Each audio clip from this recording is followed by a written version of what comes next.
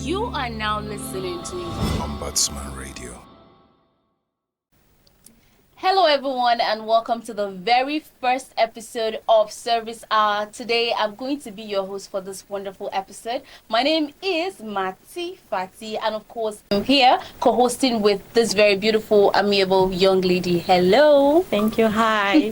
My name is Jem and you're welcome to Service Hour. Yeah. Yes, I know you're wondering what Service Hour is. I'm going to get right into it. So Service Hour is a show that aims at looking at the service providers in Nigeria. We're going to look at how they engage their clients, their end users, how qualitative is the service, and then are there gaps to be filled, sorts of just like that. And for the very first time, we're starting with a distribution company in Nigeria. Yeah. I'm not going to give you the name yet, so just hold on. Yeah. Yes. Okay, so, but before I give you the name or before we get into it, let's talk about NEPA, PHCN, how they evolved over the years. Yes. Yeah. Okay, so originally NEPA was established in 1972. Yeah, I think. I didn't know that. Yes, it was. Oh, wow. It took over from ECN, Electricity Corporation of Nigeria, and then, but they suffered some inadequacies, inefficiencies, and there were cases, urges for NEPA to be reformed.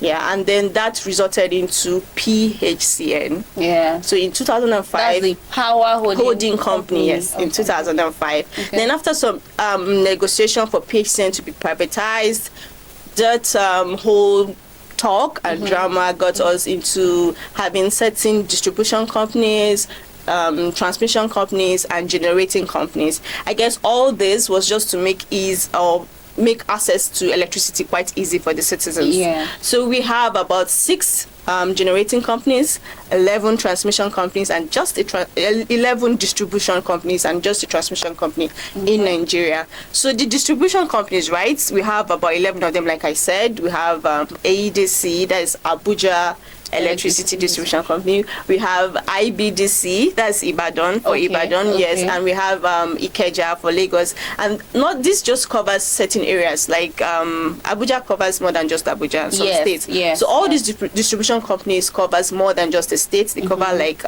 within the region. Yes, exactly. The distribution we're going to talk about today is ADC. ADC came on board in 2013, right? And they were tasked with providing electricity for Abuja, but I'm going to hand over to Fatih to continue from there. Yes, amazing. Like beautiful Jamila has rightly said, the AEDC is the Abuja Electricity Distribution Company, and it provides electricity for Abuja and its environs, like the Nasarawa, the Niger, the Kogi, and of course Abuja. So it's been saddled with the responsibility of providing, not just providing electricity, but of course marketing electricity as well.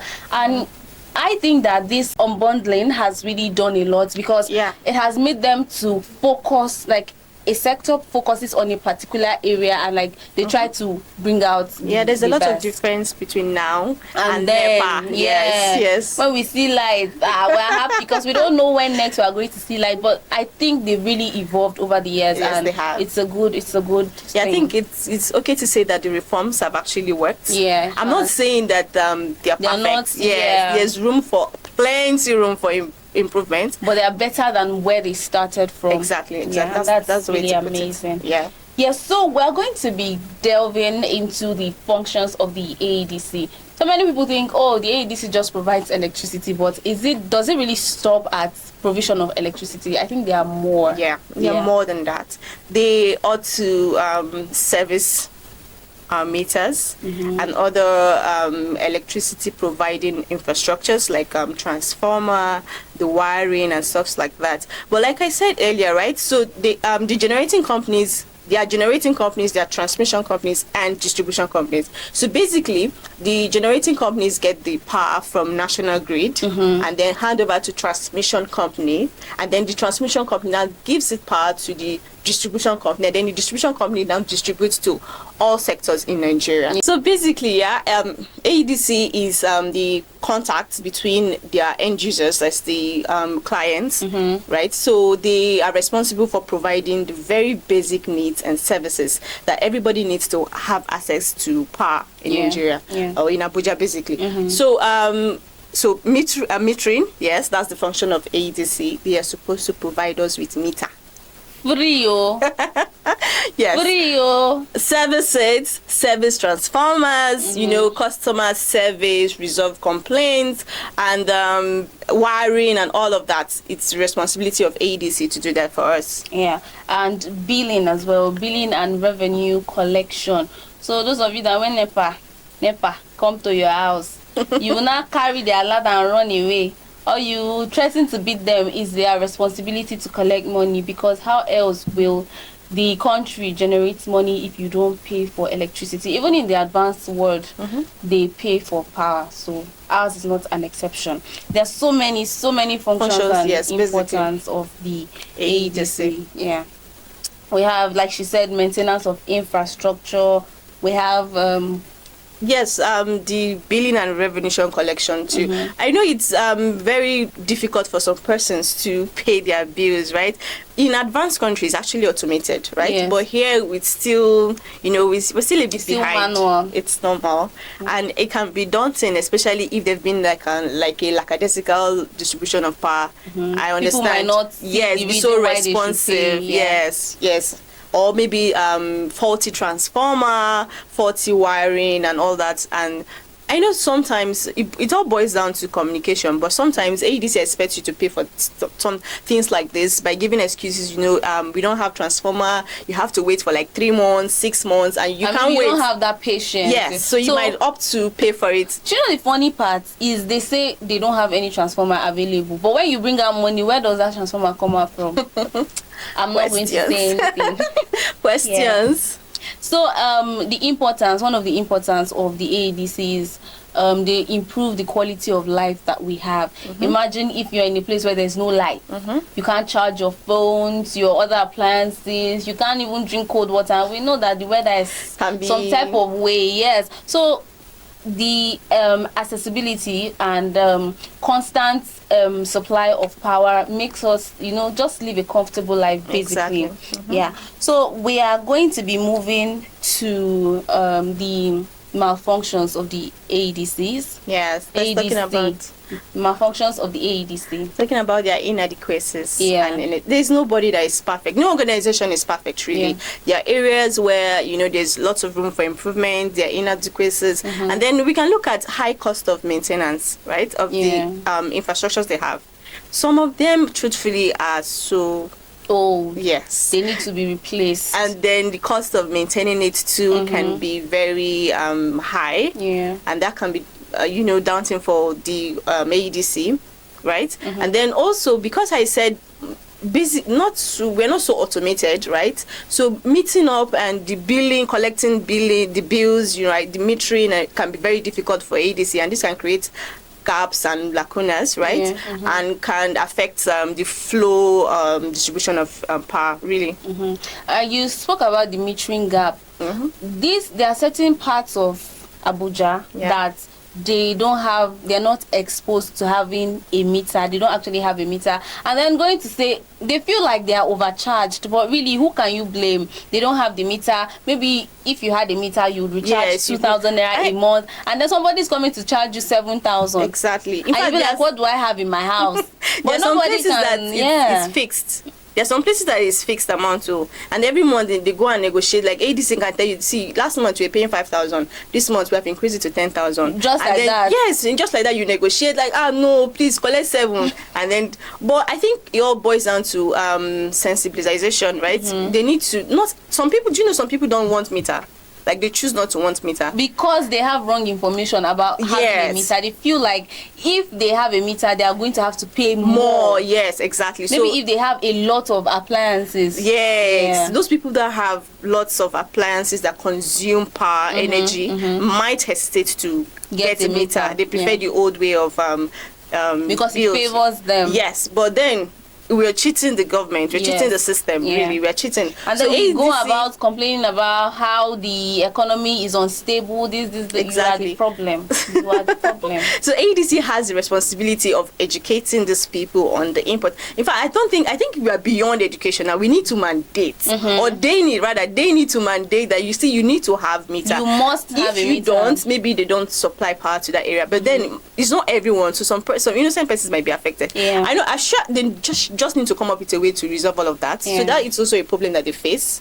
Yeah, that's a big problem, I would say. And then I know you might be wondering, what is the correlation between the AEDC, that's the Abuja Electricity Distribution Company, and the Public Complaints Commission? The Public Complaints Commission is the voice of the people. So we are just trying to measure the quality of service that these service providers give to their end users, and just figure out ways of making it quality, just listening to the pulse of end users and trying to put these companies on their toes to make sure that they give out the worth of Yes. these people's money. Yes. So that's it basically about the service hour.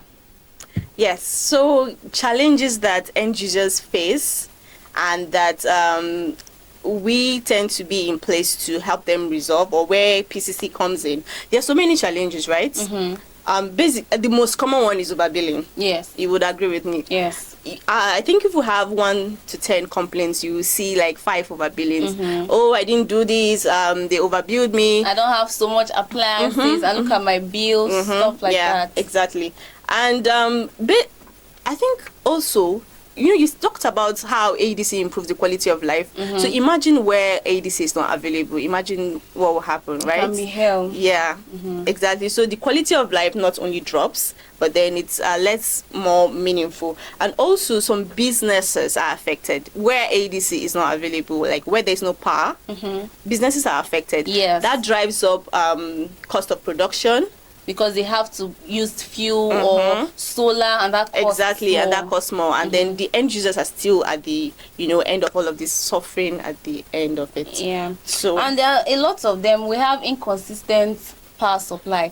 This case is not that they don't have electricity, it's just that it's not constant. And it can lead to so many things like losses in businesses. Imagine if I was a trader selling iced fish and then there's no light in my area for a week.